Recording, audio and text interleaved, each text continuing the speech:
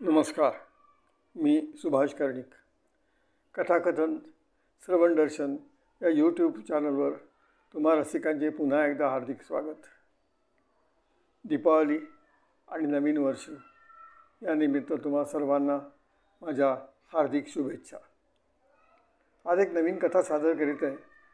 त्या कथेचं नाव आहे एक आगळा धक्का. सकाळचे प्रातर्वेदी आटपून दिनकर कोचावर बसला होता. त्याच्या मनात विचार आले, आज दुसरा शनिवार, सुट्टी. आज मोबाईलमधील बरेच मेसेज काढून टाकूया.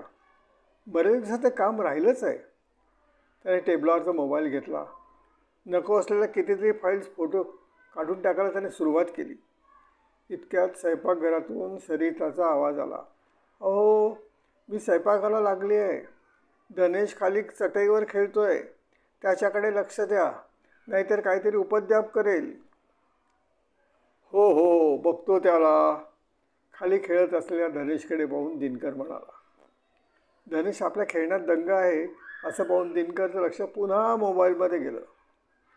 बराच वेळ गेला. एवढ्यात खुर्चीवर उभा असलेला धनेश धाडकन खाली पडला. खुर्ची पडल्याचा आवाज आणि आई असा जोराची हाक ऐकून दिनकर त्याच्याकडे धावला. आतून सरिता धावत आली. फरशीवर धनेश शुद्ध केल्यासारखा शांत पडला होता. सरिताने विचारलं, काय झालं? दिनकरचं लक्ष समोरच्या भिंतीवरील विजेच्या बटनाकडे गेले. अरे बापरे, दिनकर ओरडला. सरिता, धनेशने टेबलावर पडलेला स्क्रूड्रायव्हर त्या प्लगमध्ये घातला आहे. त्याला शॉक लागल्याने तो मागे फेकला गेला आणि खाली पडला. चल, आपण त्याला डॉक्टरकडे घेऊन जाऊ. टेबलावर झोपवलेल्या धनेशला पाहून डॉक्टरांनी विचारलं, काय झालं? बहुधा विजेचा शॉक लागला म्हणून धनेश खुर्चीवर पडल्याने दिनकरने सांगितलं. डॉक्टर म्हणाले, ठीक आहे, मी तपासतो. तुम्ही बाहेर बसा. सिस्टर, अपघाताची नोंद घ्या. शस्त्रक्रियागृहाच्या बाहेर दिनकर आणि सरिता बसले. तेवढ्यात सरिताने आईला फोन लावून सगळी घटना सांगितली. थोड्या वेळात डॉक्टर बाहेर आले. दिनकर, मुलाला विजेचा धक्का बसला आहे असे वाटत नाही.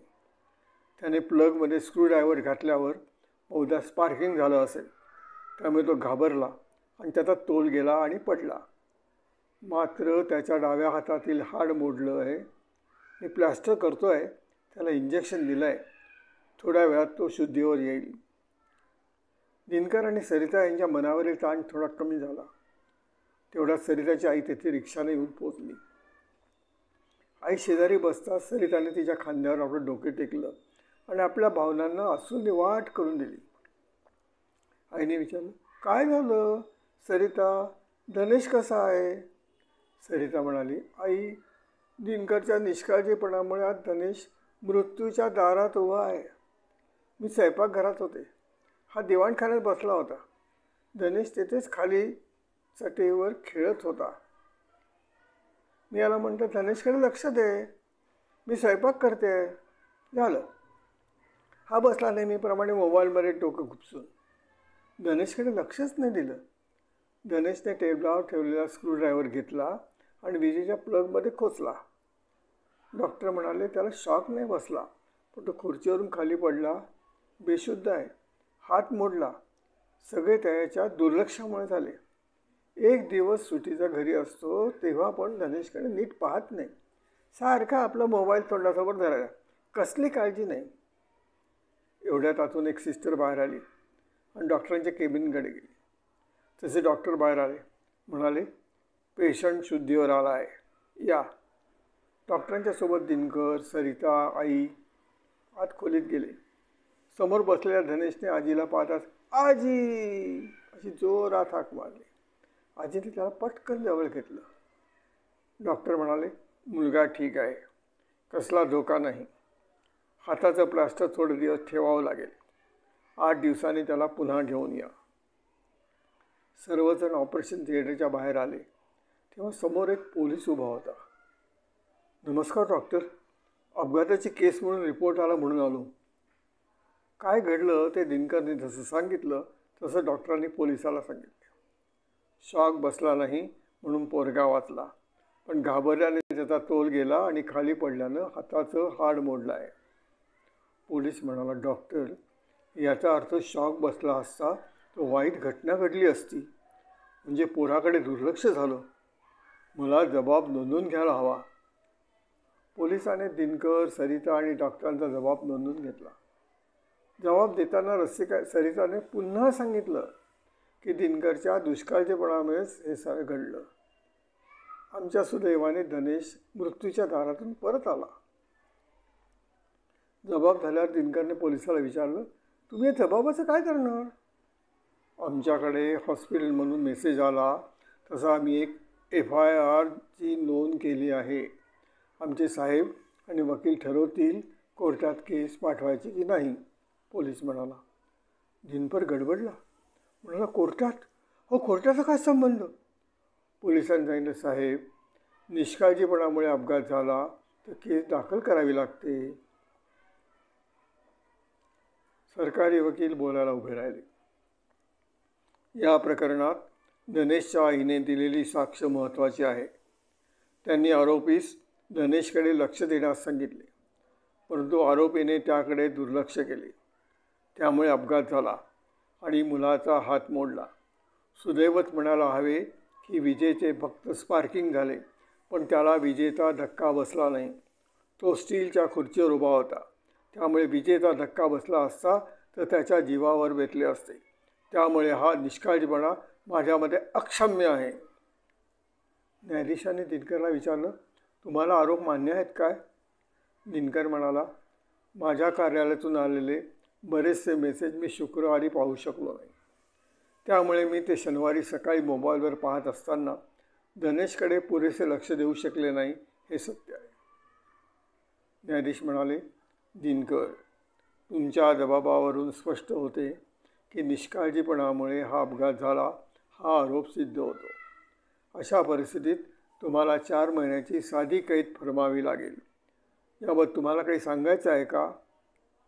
हे ऐकताच सरिता जागेवर एकदम उठली. साहेब साहेब साहेब साहेब दिनकरची चूक झाली साहेब, पण त्यांना शिक्षा दिली तर आम्हालाही शिक्षा होईल साहेब, आम्हालाही शिक्षा होईल. न्यायाधीशाने विचारलं, तुम्हाला कशी शिक्षा होईल? साहेब, तुम्ही त्यांना कारागृहात पाठवलं तर त्यांची नोकरी जाईल. मी कमावती नाही. मी आणि माझा मुलगा उघड्यावर पडू. या सर्व घटनेमुळे आधीच आमचं मानसिक संतुलन बिघडलं आहे साहेब. साहेब, त्यामुळे त्यांना आणि आम्हाला अशी शिक्षा देऊ नका साहेब. साहेब साहेब साहेब साहेब ती पुढे बोलू शकली नाही.